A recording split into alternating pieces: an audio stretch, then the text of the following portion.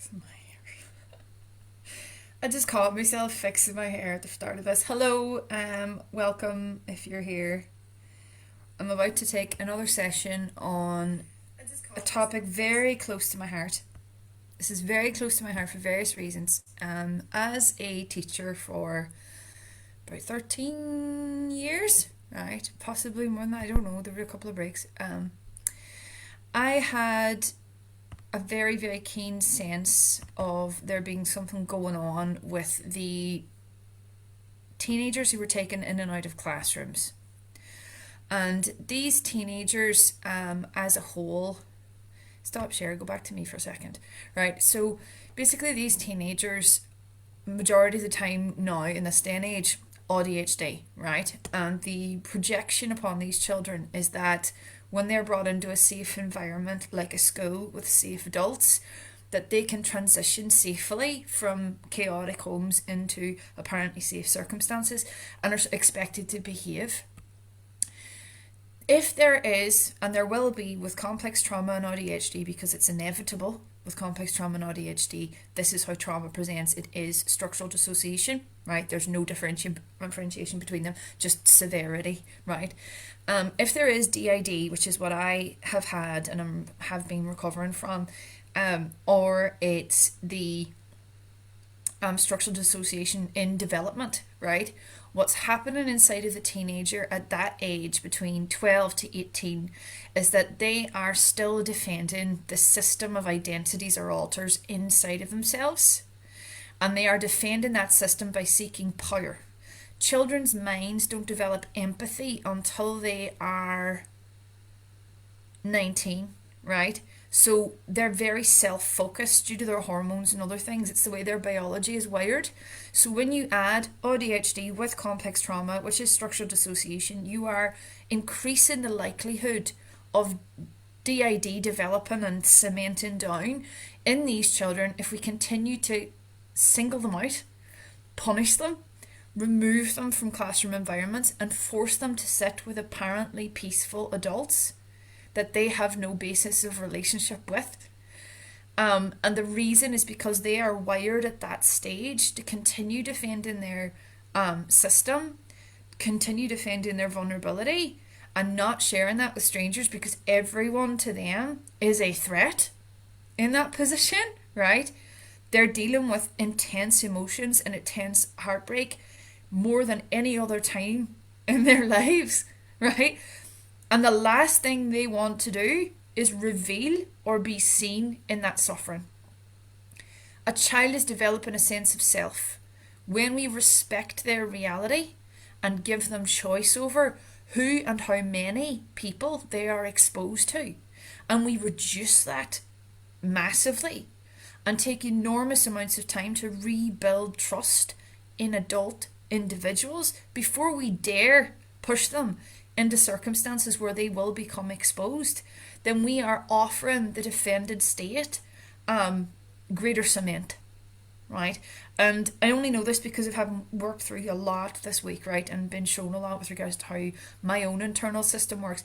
And I'm going to go backwards with you today, talking about my system, right, and how I went through collapses very recently, based on the observations that were here. And I feel like it's so important because AuDHD children are in a defended state and will remain in a defended state due to the way they're being handled. And I'm going to make some suggestions for how that can be different for the future for them. Because the very next mask or the very next identity they will form will be based around what we teach them about power, right? And in my teens, because that's what they're fighting for when they're in a dysregulated state, and we keep them dysregulated by punishing them and constantly singling them out and exposing them to adults that they aren't aware that they're afraid of. You know, if there's unconscious harm, right, at home or internally that's not been resolved, they're afraid of adults and stuff, right? So the next thing they'll do is form an identity around what we teach them about power, and institutions like mainstream school are teaching these children that power is determined by punitive measures, punishment, judgment, criticism, and isolating, pushing people away. right? Hiding, masking, performing, right? So their next mask, the next system of design that is available is the adult they're going to become, and it will be an unstable, shallow identity based on what we've taught them, because we have not brought them down out of their dysregulation. We have not given them what they need, which is what I'm going to talk about now. And I'm going to be very candid in this, right? Bless me, Father, for I've sinned, hear my sins. I am about to go into in depth where I have been terrible, right? Very difficult in my life because of unconscious, unidentified, and unsupported dissociative identity disorder. I am happy to tell you about how that has presented in my life, how I have begun collapsing it, because it can be collapsed, and I want to reassure that mine was extremely cemented, and I had a very split reality as a result of it. And until I had seen all of my parts, I wasn't able to start dismantling the last pieces very recently. Right, so I'll take you through it now. I'm going to go to the presentation, which should be here somewhere. Thank you very much. Where are you? Where are you? Okay, there it is. Okay, so I'm focusing on the teenagers today, but I need to tell my tale in order to help them out, because I love them. I can remember every single one of those difficult young people. And if any of them ever come across this video, I want you to know, please reach out to me and say hello. Because they suffered enormous amounts, and it was a suffering that I recognised personally myself, right? So it is important that I present this to you, right? So getting back on track, recovery from trauma in defended AuDHD teens. Owning all parts of our reality to land in the right one, right? So I've been consciously recovering from dissociative identity disorder for almost 2 years. I've been shown structurally what reality has been locked in the centre of my sense of self, and the identities which have been primarily navigating around that central state. So there was an original wound, and I continued to reenact that wound in relationship, which was being abandoned, feeling heartbreak, being terrified, and then cutting people off. Right? And I'll talk you through the structure of my main system. Now, I was polyfragmented, so there were multiple other elements too, just to manage other forms of emotion, but this was the primary system, so I just want to bring it to your attention and use it to teach today. Right, so it is the root beneath the central, apparently normal identity, right? So there's underneath this person you see here was a teenager, and then underneath the teenager was and is, because they're still sort of there, right? A terrified child. So my system of dysregulation moved through these three identities in a state of fear with a couple of other children, from depending on what emotion I was feeling, right? Or was triggered into me, what experience I was potentially going to have. Some required defenders and some only came out when I felt safe. So it was like this weird split reality that was very, very difficult to manage. Now, this confused time, it confused memory, it confused selfhood, and a lot of it had to do with the adult I'm about to speak to you about. Basically, this defended performative self that I have had for a very long time has been very, very comfortable in my life with cutting people off and getting rid of them. The second they got sniff of my vulnerability or my any form of my suffering, people weren't allowed to access that, right? No one is allowed to access that. No one has ever been allowed to access that. People have knowledge of that registered as a threat to me, right? And it was something that I could not handle. And that meant getting close to people or depending on people. Also major threat, right? Don't like that, didn't want it, would destroy it before it continued, right? And this is what the system does. I ended up extremely isolated with no one. Now, the central apparently normal identity, the one that allows many people, and I mean enormous amounts of people today, to pass off as if they don't have structural dissociation or DID, right? Because DID isn't like split personalities. That's ridiculous, right? It's just forms of expression of self with locked off memory. It's not like the movie Split. It's not like that at all. And it's not scary dangerous either. It's actually very, very, very common, and that's why I'm speaking about it, because it is common and no one's talking about it.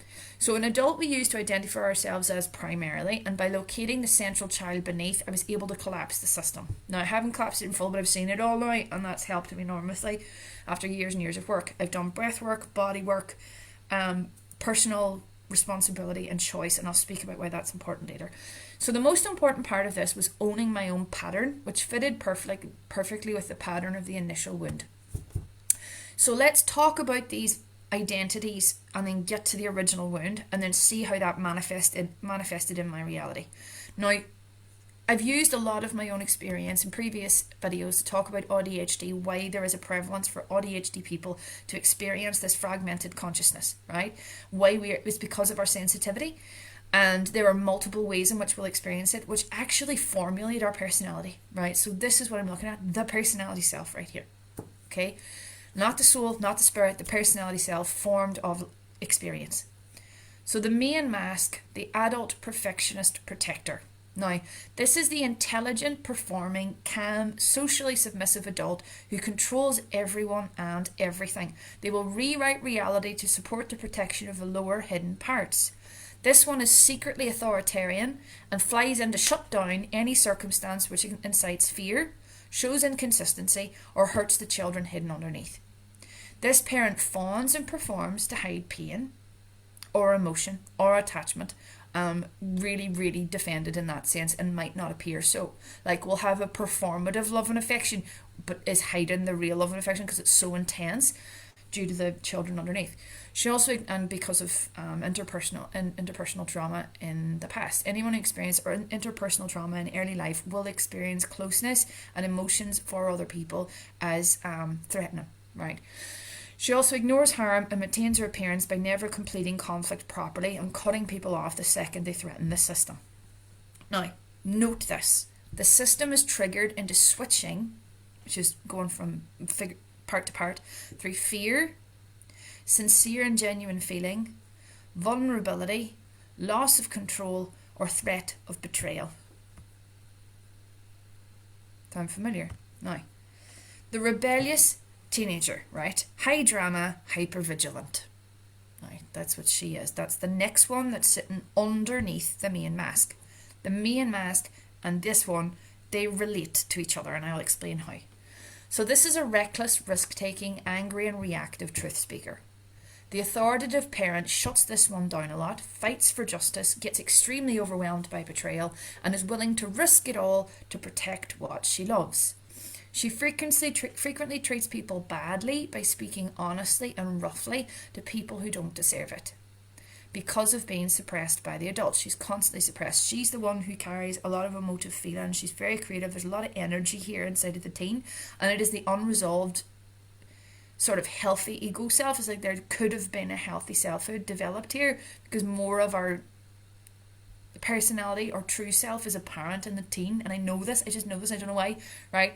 But it gets locked off depending on how they're handled. So she sabotages connections which feel loving, compassionate, supportive, or in any way like something she might get dependent on. So she will allow it for a time, but the second that the child underneath her, which is very, very, very young, gets triggered with fear, she'll come flying in and sabotage everything. She's just like, right now, get rid of this, right? And she can be a bitch. She can be very dramatic, very passionate, very expressive to the point of it not being okay, and will have meltdowns. She was the one who was having meltdowns as I was growing up and was the one who was getting punished for them, right? And therefore started to hide them away. Like, one of the key reasons I didn't identify my AuDHD was because I had internalized meltdowns due to the negative responses I was getting in that period of my life, right? So, she likes a block button and tests people's loyalty. Hypervigilant, wants proof of safety, any evidence of betrayal, and she fights, lacerates, or runs away. So she'll cause harm in order to get away from harm. Leaps in to protect the child when fearful, sacrifices self for underdog. Aware of intense attachment patterns, so sees affection for others or from others as a threat, appears when feeling positive emotion and threat at the same time. So this is something to understand about AuDHD teenagers. They haven't developed the main mask yet, and they're stuck here, right? The majority of them. And so a positive emotion and safety is also registered as a threat because, oh no, now I'm going to feel love, and the last time I felt love, all that other stuff happened, right? And that doesn't go down well. Right, so the next one. This is the terrified child. And this is terror from being frightened, left, and shocked by a caregiver in the past, and it will be an early memory which has developmentally damaged the neurology within the person. Now, I'm using me as an example here, but I'm a very good example for all others. These models are common, and structural dissociation is common. So if you recognize parts of yourself in this experience, that's more than okay, right? So this one plays absolutely no purpose, only determining a pattern throughout a lifetime. So whatever that initial wound was that shocked us out of love, happiness, safety, peace when we are first born, and the nervous system appears its first injury, will undoubtedly continue to repeat itself in reality until we reach that depth of pain. With the teenager collapsing today, it was I had to feel the shame of loving too hard. So then the other main mask wouldn't need to keep coming in, because the main mask comes in when she's feeling a lot, or if he's vulnerable, right? So this is central to the whole system: fear and extreme overwhelm, right? So the whole system is rooted out of the other alters or personalities are rooted out of this child. So the whole thing is protecting from fear. Now, I'm not sure, but other people might be protecting from a different other feeling, right? But mine was fear, right? So when fear arises, she is screaming, immobile, dissociating, flailing, and incapable of moving or doing anything. She just go like out. She goes. This is when dissociation began. So when dissociation is triggered, is because fear is triggered, and it's that child that leaves the body. Now, to stop having to feel fear, the other personalities are formed on top, right? Sounds complicated, but it isn't. Like, it makes sense. The brain tries to protect us, and this form of protection is malfunctioning, but we live in a malfunctioning society, and the way that things are done these days, with lots of traumatized people and nobody getting the appropriate help, this is going to keep happening until we talk about it. So here we are. Now, collapsed, terrified, sees everyone and everything as a potential abuser. This is the result of a child experiencing terror before being developmentally ready and not being provided with repair support. Now, the root pattern of this youngest child was being incapable of completing cycles of conflict because there was no co-regulation, no rescue, no repair.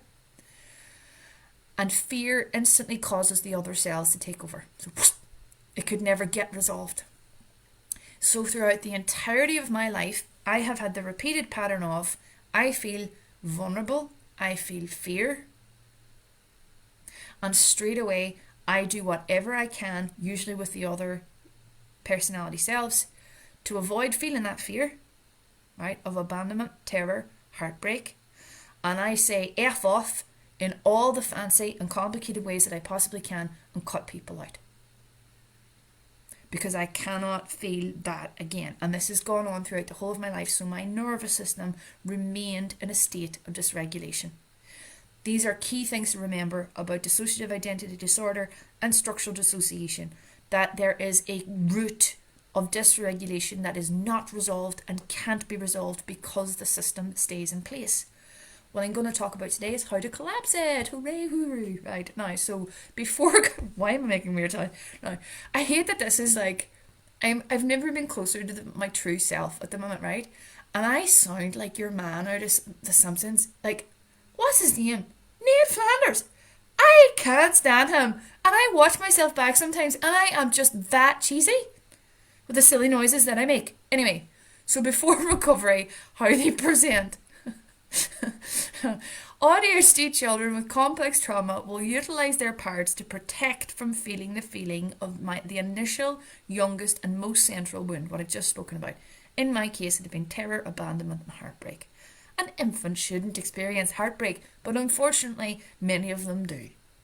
And this is not blaming anyone around me. There is a beautiful design inside of the experience I have had.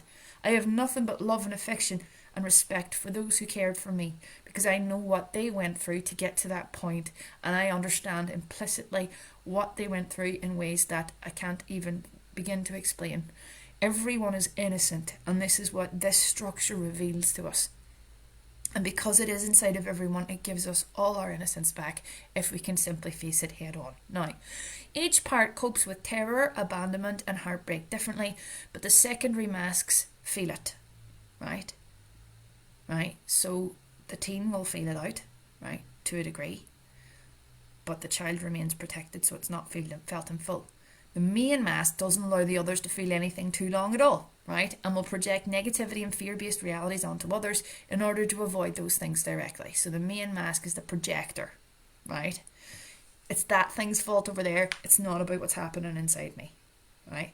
And will buy into a reality and cut people off the second the children underneath are unsafe. So my main pattern was terror around speaking honestly, because it would reveal the child's vulnerability and depth of feeling, and of abandonment. So I just would never speak honestly about pain. And I also learned not to express love in function in healthy ways, honest ways, because it would open those two up, the other two that I spoke about. So the primary problem within DID is a lack of trust in human decency. This is the root. I want you to consider it like blossom and flowers. So we have the child, we have the teenager with that system, and then we have the main mask at the top, right? Now, the teen may have other fragments around her to avoid this one having to touch too much. But it's really important to understand that they are constantly competing based on the triggers or reactivity going on inside. The entire system collapses when there is a building trust in human decency. But here's where it's interesting. They don't need a lot of human decency to start collapsing these systems. They don't need a lot because they have been deprived of it. And trust in others is not fully possible until trust in themselves has begun to form, right? So the way that trust is established for a system like this, or for anyone in a vulnerable structural dissociative state or who has gone through trauma, is for one adult to trust them. That's all they need. One steady, efficiently honest, grounded adult to trust them and respect them consistently. And not lie to them consistently. They just need one. So during recovery, how they present. So after repeated instances of confronting the emotional roots which cement each one in place, they start to soften. Our versions of reality, an active altered state, are always wrong. It is a dysregulated state which brings alters forward, right? So when the intensity of dysregulation, because they already live with it chronically anyway, right? It starts to overwhelm them. It gets too much. That's when the switching starts. I had a big trigger last week and I have been switching intensely since, and only just got a grip of it and stopped and collapsed it because I got to the root of where it was coming from, and it was shame in the secondary teen, over feeling exposed, like her vulnerability had been exposed and that was not okay, being seen, being recognised, and also not being able to process safety, right, or even recognise it. I don't know why that is. Right. Okay, so returning to ventral vagal baseline to reflect, feel the emotions, and experience internal and external safety starts to collapse them in full. And I've spoken about that with co-regulation and dissociation in previous sessions. Conscious rethinking our choices will help both nervous system and neurology to form new pathways. This needs practice. After recovery, time, repetition, and intense honesty.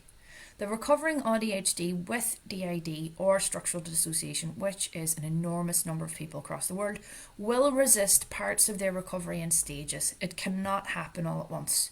Moving from high chaos environments into safe ones can be extremely dysregulating.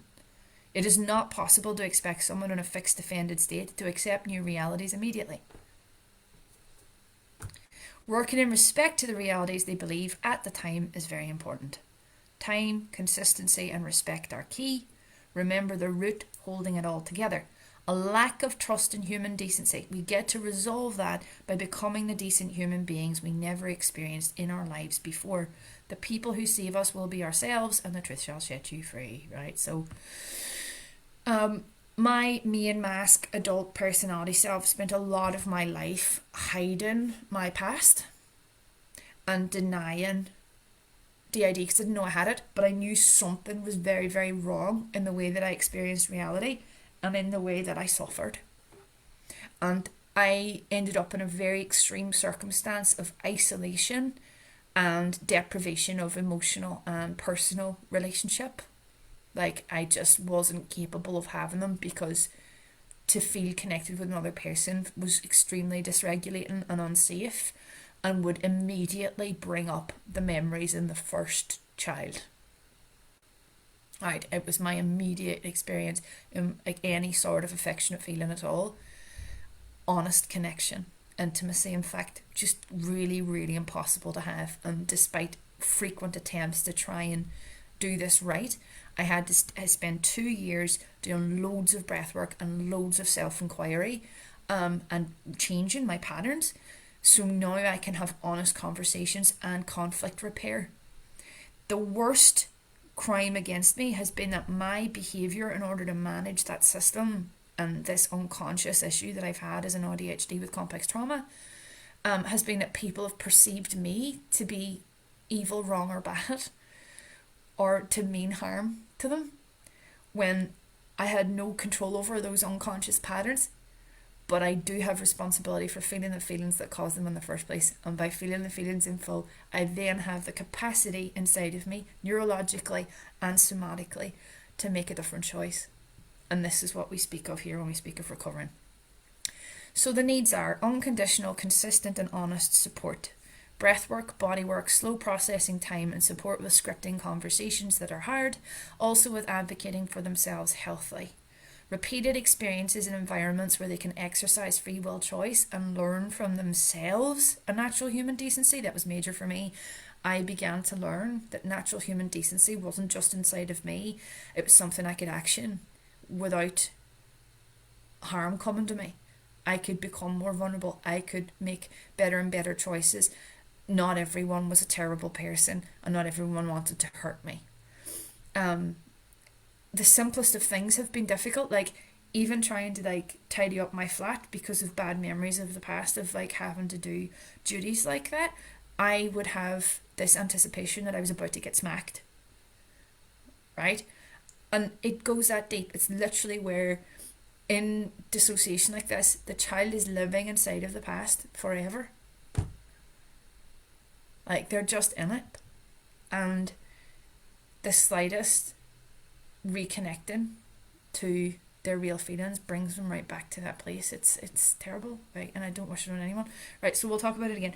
So repeated experiences in environments where they can exercise free will choice and learn from themselves and natural human decency. That's about self-trust. So building self-trust is extremely important for self-esteem and for learning a new identity for themselves that isn't unstable and one that isn't scary for them, which doesn't make sense. Their self-trust builds before trust in others can be comprehended. Attempting to force AuDHD children or teens with complex trauma into safe environments with safe adults when they live in consistent chaos will not work. They need everything reduced, but most especially exposure to multiple people. It's too much trust testing for their split system to handle, and they will test to see where people are at. Safe, regular, slow and minimised contact with the dependable adults is healthy, and lots of time and freedom to make mistakes without dire consequences or shaming. So acting now. Having respect for their individual workings out and gentle but honest nudges in the somewhat right direction is all that's needed for vulnerable and recovering AuDHD teens, because they love to learn, they want to be included in something, they want to feel better, they want to have a life and they deserve one. They simply need one anchoring, consistent adult and a vast reduction in what we expose them to. Punitive care is teaching them about power, and their next mask will be the person or the adult that punished them the most in their teens. They will model power in a dysregulated state into their next identity rather than dropping into learning about love instead. Right? Love and trust is what we should be teaching them, and it takes longer time. Who cares? Right? Otherwise, they're going to start power seeking to protect, right? And then their identity will be formed of all the adults that they met in their teens along the way and overpowered them. They'll steal the tools, and that's how it works. They need to be trusted so they can build self-trust themselves, otherwise the system stays put. So in summary, key issues with AuDHD teen care. If we do not show trust and respect for our AuDHD teenagers, they will continue to flip between states, unaware they are doing it. If we model punitive power, their next mask will be the adult we presented them with when they were most vulnerable or afraid. The main mask wants power and control. So they will mirror or mimic and create a false adult around every single one that approached them improperly in their teens. Punishing and judging them teaches them only how to defend themselves more, not how to evolve into healthy, well-adjusted adults. They learn by what we model and not what we tell them to do.